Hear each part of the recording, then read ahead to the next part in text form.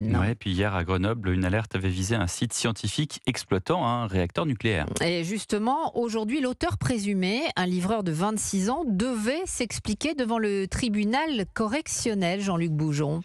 Oui, une audience en comparution immédiate pour ce jeune livreur qui hier, juste après sa fausse alerte à la bombe, avait été placé en garde à vue.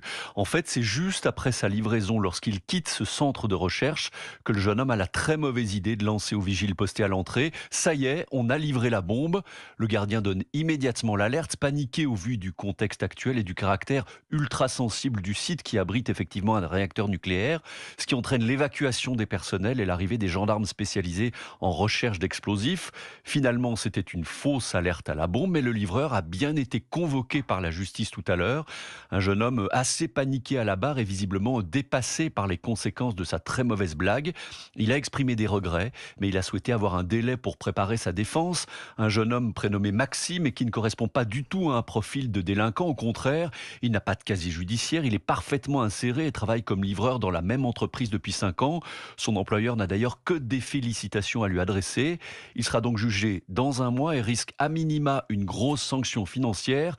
La présidente du tribunal lui a également demandé au moment de quitter la salle d'audience: surtout monsieur, arrêtez l'humour, vous n'êtes vraiment pas drôle.